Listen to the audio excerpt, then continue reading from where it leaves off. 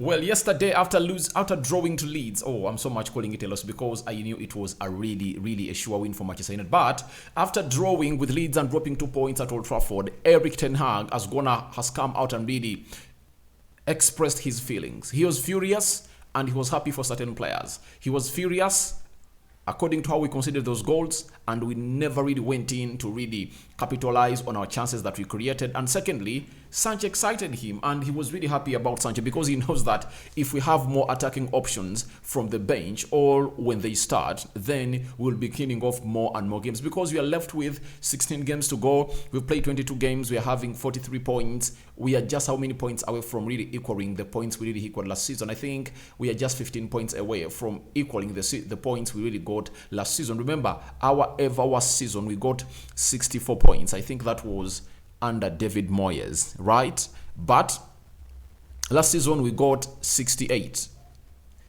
We got 58 points. I think that's when we really failed and we registered our worst ever point or total point count in the entire season. This time around, we are just 16 games left and we are just 15 points away from really equaling 58 points that we really gathered last season. So welcome to United Matters channel. How are you guys and where you watching us from? Rock and David is my name, and FA has gone ahead to charge Manchester United and Crystal Palace for failing to control their players on the field of play on what really happened. You saw those scenes that really saw Casemiro getting red carded. Smash the like button, go into the lower right bottom corner, smash the black button that has the word subscribe. After smashing it, hit the notification bell that will enable you get notified every time I upload a video onto this channel. I've come in late, but trust me, we are doing a live stream today and we are going to be doing 4 stories. I'm fully charged, recharged my batteries from the game yesterday. You know, it was a very long day yesterday. Doing 5 videos, it's rare for me to do 5 videos in a day, but I did 5. 3 recordings, 2 lives. And we thank God that you guys were there and viewing them massively. Now, let's get to what Ten Hag really said yesterday after the game. His first slate was on the players. He said, "I'm so angry. We started a derby in this way. I want to play now against Leeds immediately, but I have to wait. My players, the same. We have to save our energy and make sure we are ready for Sunday." So he was so angry at how the players really went ahead to execute their game, because the game plan was, let's hit them on the front foot, press them, and kill off this game in the first half. Because when you get 2 goals like at halftime, you go out, the players of United won't dictate more in the game and use a lot of energy. You get? But for the previous 2 games, we used a lot of energy. For Crystal Palace, we had managed the game very well. Around the 60th minute, we had really scored the second goal. That really took us to the level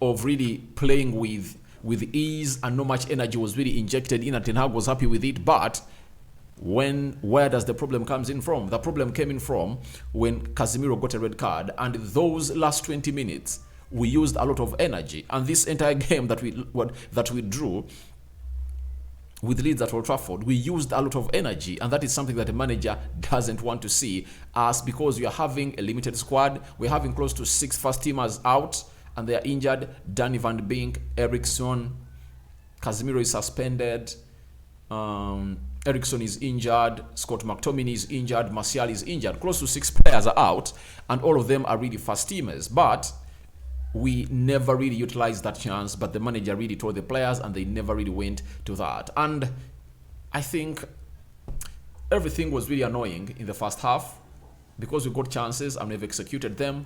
Alejandro Garnacho has gone ahead and issued a statement about the chances he missed yesterday, and it's becoming a norm to him, or a call to him, that he has been getting such chances and he misses them. And even the game of Nottingham Forest that we win, is it 3-0 at Old Trafford, he gets 2 similar chances like those and he fails to bury them at the back of the net. So it was like a blueprint of the game we played against Nottingham. Though for that, we went ahead and really scored more 2, more 3 through Rashford, Martial and Fred.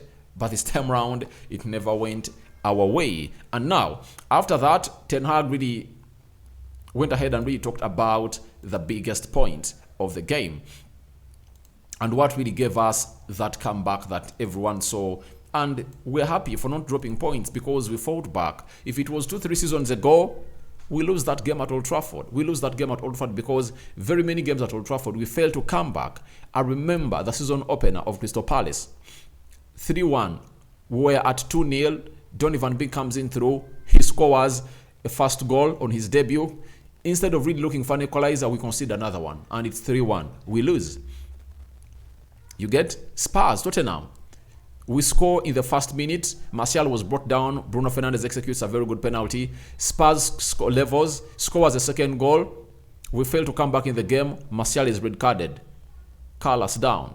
So, but good to see to it that the fighting spirit is there and players are not willing to drop points at Old Trafford because they are turning it into a foot race, and that's what we would like to see come in. But it would have been a win and 3 points to be put onto our table.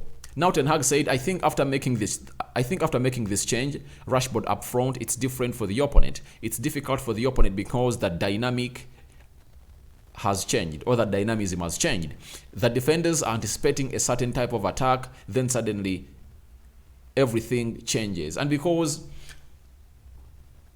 Rashford is not a man who always scores with headers, but trust me, he has improved on headers, and this is his third header he's scoring this season. The first header goal he scored was against Shelf at Old Trafford.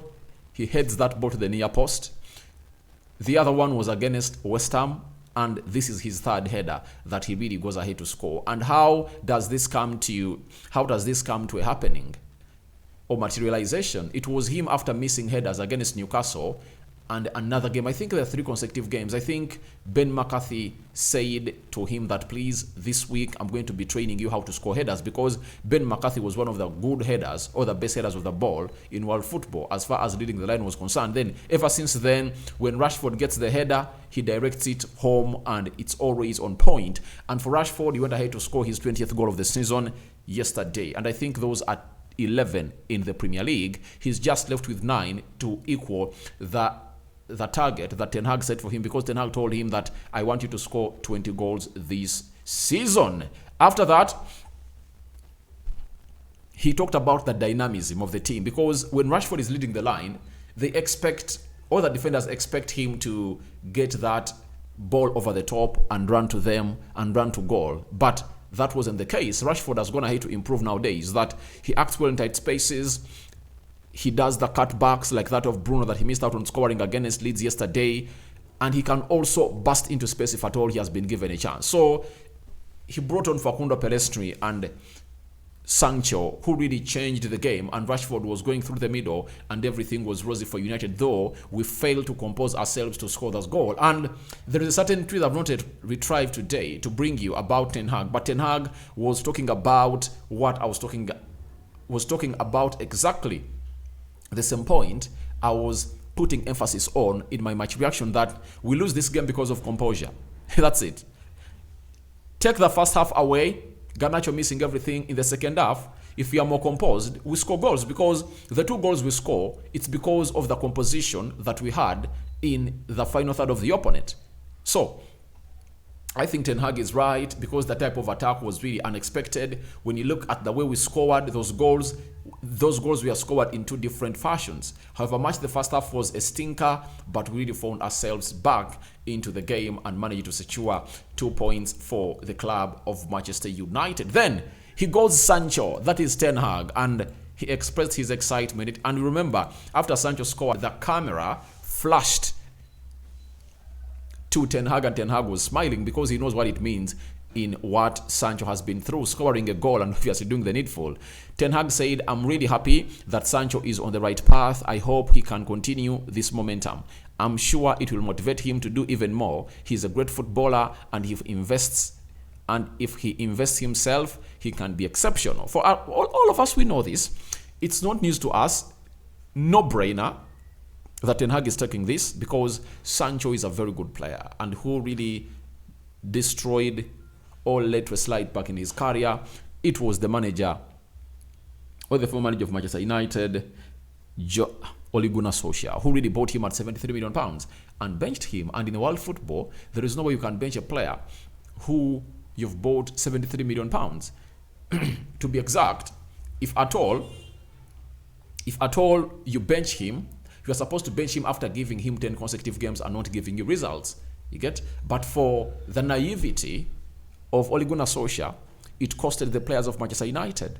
And now Sancho drop off, and Ten Hag is trying to get him back where he was. And that score that he makes against Leeds, and how magnificent it was the equalizer that really leveled the game and saved us from being beaten at Old Trafford for the very first time since we lost to Real Sociedad.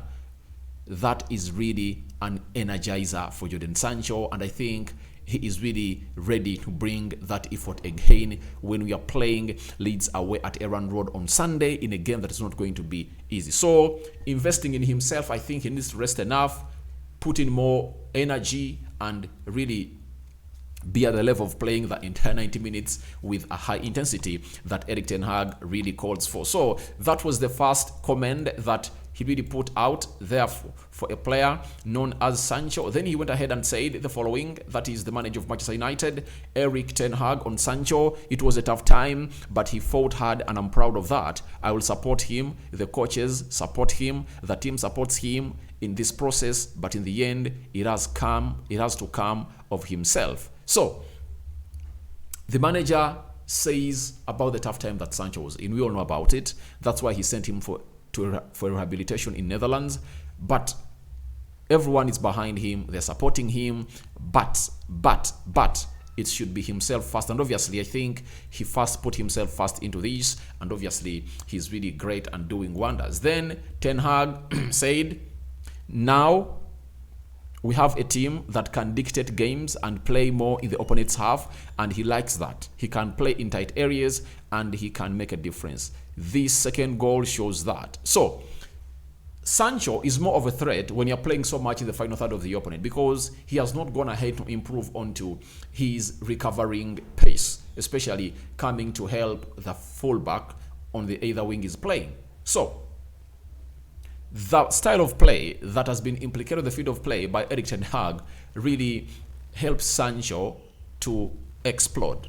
And you saw him yesterday. No sooner he came on the pitch than we became a threat to this side, because every time he got the ball, 2-3 players of Leeds were really coming to him because they know his abilities, that he's good at really taking off players and he can find a pass. He can find pockets of space that no one can find at Manchester United. Those passing lanes, the movements that he really makes is really great, and he jinks around with his feet and obviously scored the second goal. That is something that Ten Hag was excited about Sancho, and that second goal makes a difference that he really scores, and that is Jadon Sancho for you. Now, after that, Sancho went onto social media and posted this. He told us that, "I can't tell you how much I've missed this feeling. Team showed great character to stay in the game. We go again on the weekend." So he's pumped up, and it shows you how much he's really good. And him posting on social media back again is something great, because he posted his first post, I think, after September, because towards the end of September, he deleted all his posts.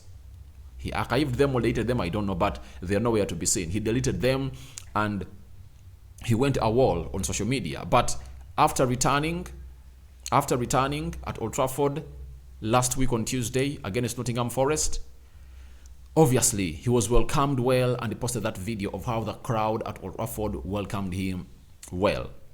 Now this time around, he has gone ahead to put out a second post onto his Instagram, and obviously that's what he posted. But one of the players of Manchester United, known as Luke Shaw, also went ahead and put his reaction to Sancho's post that, "My mate, you should get used to this. You should get used to this, because this is a fortress at Old Trafford, and you should know what we are good about." Then Luke at him, "Get used to this feeling, bro. You're back." And that is something that is really energizing. That's what Ten Hag really told us, that the team is supporting him, everyone is supporting him, the players are supporting him, and they want him to get back to where he was, because he's a very good and fantastic player that can take us miles and edges. Let's talk about Alejandro Garnacho. After missing out on those 2 chances that would have really put United to the level where it would have been, especially in the second half, the first half especially, he went to Instagram and said, when you don't understand what is happening, remember that God is in control. I trust the plan you have for me. Obviously, you know, he's an 18-year-old and I don't want to slight him a lot, but he needs to find himself out of the teeth of the lion, because him not doing this is going to be pelted by other fans of Manchester United. It doesn't mean that every person is going to pelt him, because we've seen players like Ronaldo come through at Manchester United, Januzaj, Rashford, you get? And it has taken us a long time to get used to players like these, because when you look at Rashford, in this era, I think most of the people supporting United started to support it before even Ronaldo. I think they are supporting United. They started supporting United when Ronaldo even left. But after Ronaldo leaving, we never got amazing talent from the academy. Welbeck was not all that great. John Evans, the Brazilian twins, we are not all that great. But the next player we got from the academy that really exploded was Rashford. And Rashford, when he came on through, he was clinical. He was clinical on his debut. He scored a brace against Midtjylland. Then he scored against a brace against Arsenal on the weekend. At the age of 16, 17, he was firing in goals. So this era of these supporters of United are not used to what Garnacho is doing on the field of play, missing those chances, because those are sitters. Rashford was scoring those sitters. Even Mason Greenwood, the recently adapted player, all promoted player from the academy under Ole Gunnar Solskjaer, came on through and was really clinical. He was scoring in goals. He gets those chances that Garnacho is getting, he buries them at the back of the net. So I believe, let's not slight him a lot. He's under development, and I know with time he's going to go ahead and really get himself where he's supposed to be, and let's not pelt him a lot. And I know there is a minority, not the vast majority, there is a minority of fans of Manchester United that are really going hard on Garnacho. But if at all you are going hard on him, put in mind that he's really young. That's why when I was slating him, I had it in mind that he's a really, really young guy that doesn't need such attacks from us. We just need to support him. And the reason as to why he's playing is because you're not having options. Trust me, if Martial is here, Garnacho doesn't start. Rashford starts off the left, Anthony off the right, and Martial leads the line. Even if Anthony was around, Garnacho wouldn't have started the game of yesterday. He would have come off the bench. But because Anthony is injured, that's why he really started that game of football as we drew. Oh my God, why am I talking about a loss? Because I expected a sure win against Leeds. So let's go to the last story. You remember the scenes that happened at Old Trafford when United was playing against Crystal Palace. Now, the FA has gone ahead and really issued charges, all put charges on Manchester United for not really controlling its players. It has not only put on Manchester United, but also on Crystal Palace, the team that we beat by 2-1. The statement reads from the FA spokesperson that Manchester United and Crystal Palace are charged by the FA following the 67th minute behavior by players from both teams on Saturday, 4th February. Both clubs have until Monday to respond. They failed to control their players in an orderly fashion. Now, you see, this is where reality bites in. We need to get back to where we started from. And FA, having given Casemiro a red card and not having given Jordan Ayew a red card, they are really trying to file a case on Manchester United and Crystal Palace. Now, I think the way it's going to pan out, it's going to boil into 2 or 3. Why? You might find that the FA is going to ban some Crystal Palace players, that's it, to really level the ground, because this was evident that Casemiro crossed the line, but before he crossed the line, even the Crystal Palace player Jordan Ayew crossed the line. Schulop crossed the line by sending Anthony to the billboard. We might find another player of Crystal Palace banned. That's it, because Casemiro is already facing his 3-match ban, and I think United are not going to go ahead and really put in anything concerning an appeal or